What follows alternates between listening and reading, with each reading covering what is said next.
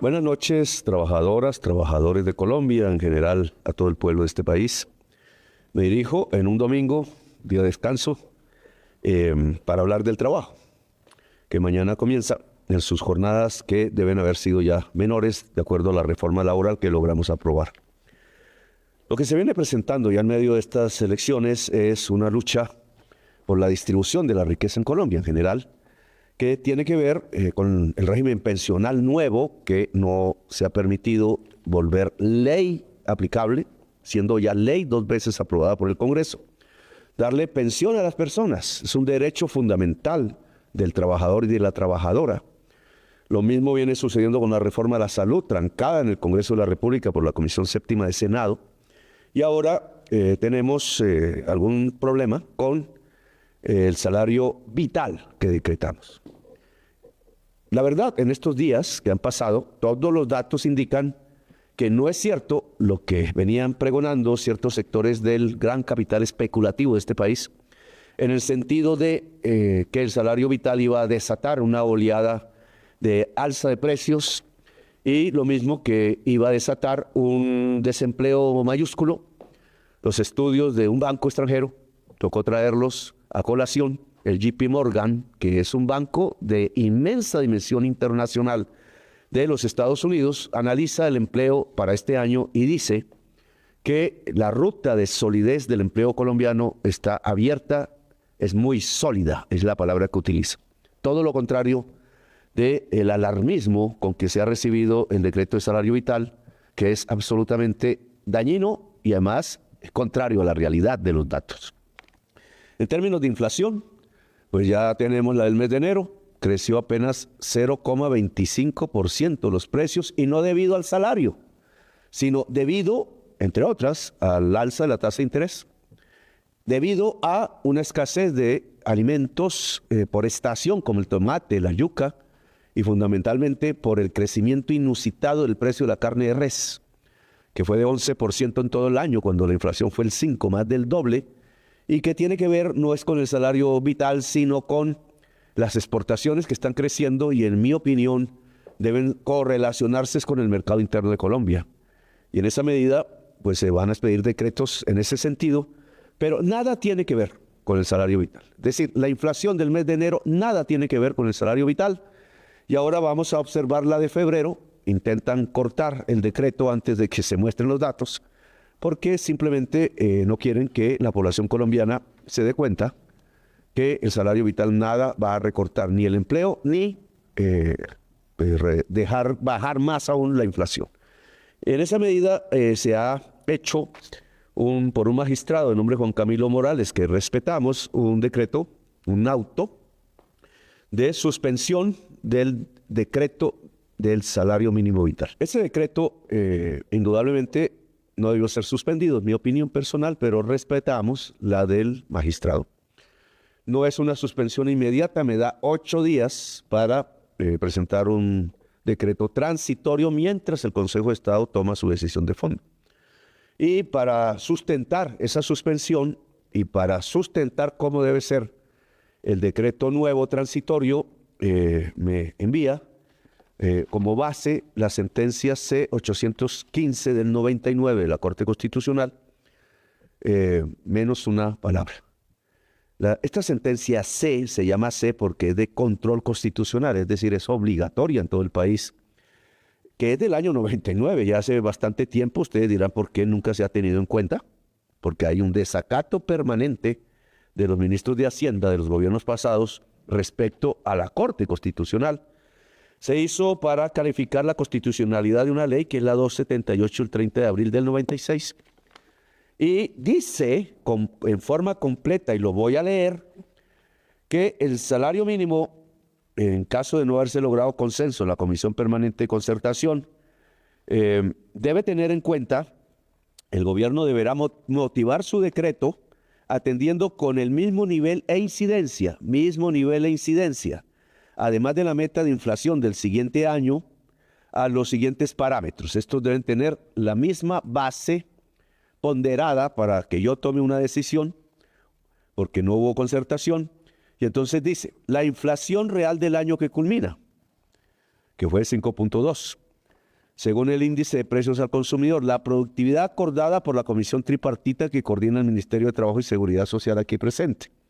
Esa productividad es muy baja en Colombia y estancada. Y es precisamente eso de los móviles que nos ha llevado a que al subir el salario mínimo de manera sustancial, aumentará la productividad en Colombia.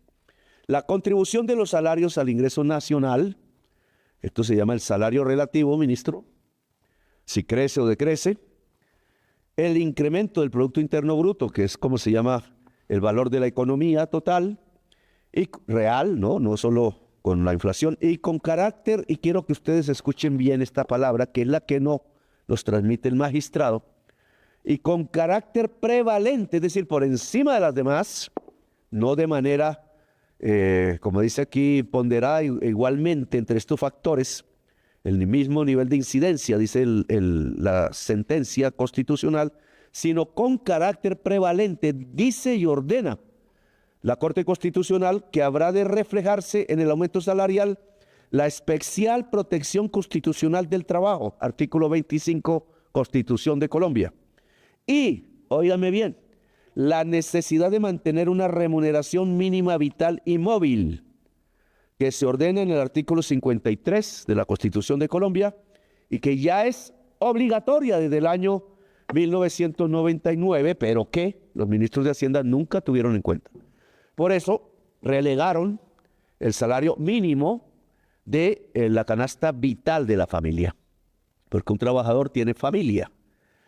Y por eso ahora toca dar unos saltos, los di en los 3 primeros años, 17, 18% real, y ahora último año de mi gobierno, 23% real, para llegar al nivel de lo que llamamos un salario vital, que es lo que se ha decretado, siguiendo la orden de la Corte Constitucional en su sentencia 815 y en los artículos 25 y 53 de la Constitución de Colombia.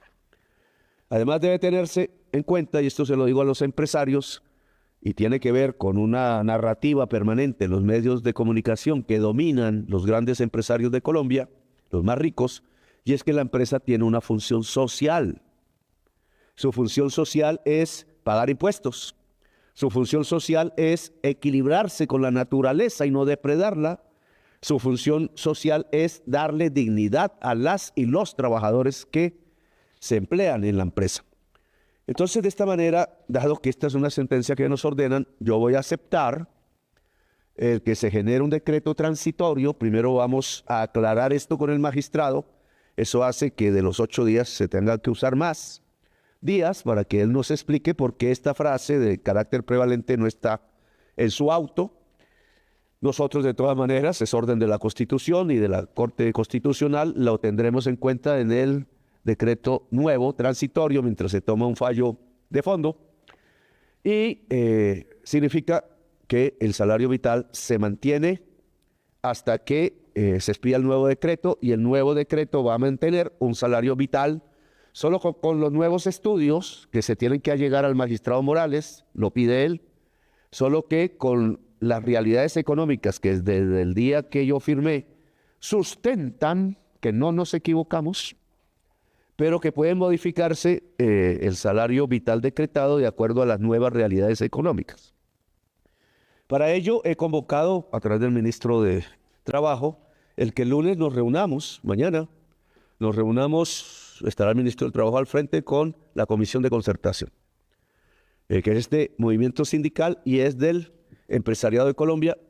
Yo le he solicitado públicamente al movimiento sindical y al empresariado de Colombia que se aproveche esa reunión de concertación, porque quiero abrir el diálogo que se cerró antes por la realización de un pacto por la vida.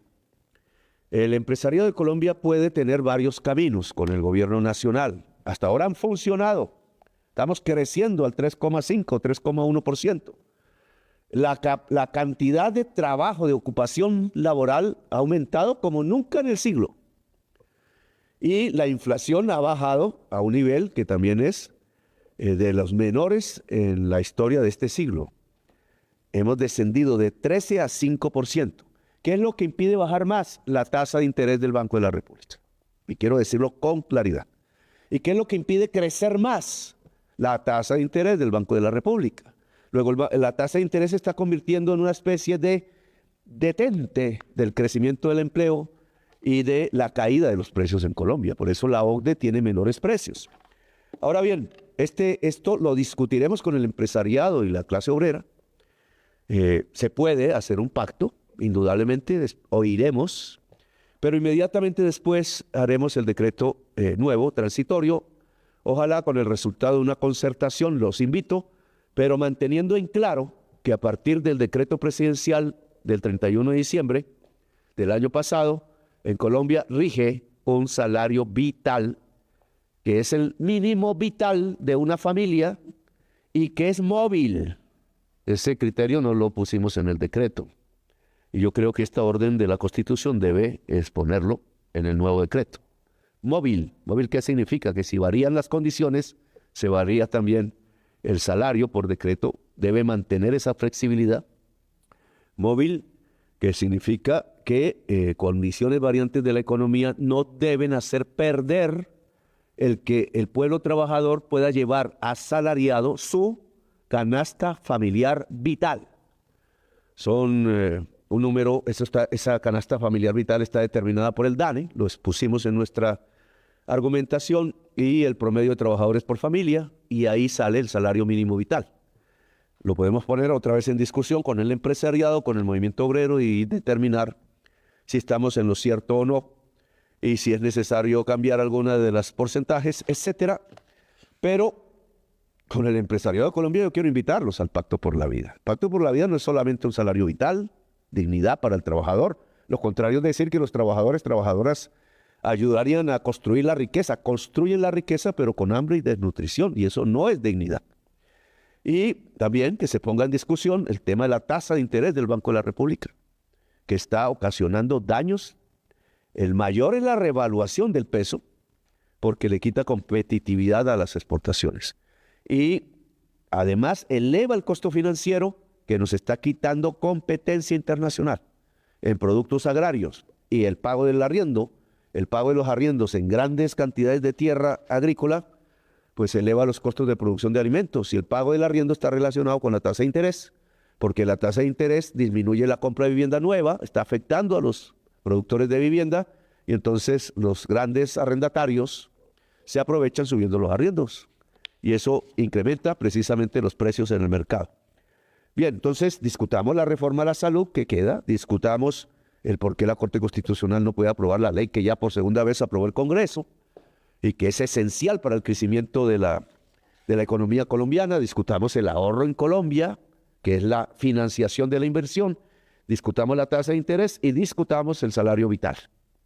Pero el salario vital se acoge a la sentencia de la Corte Constitucional 815/1997. A partir de este gobierno, es una realidad el salario vital en Colombia. Les agradezco su atención. Buen descanso.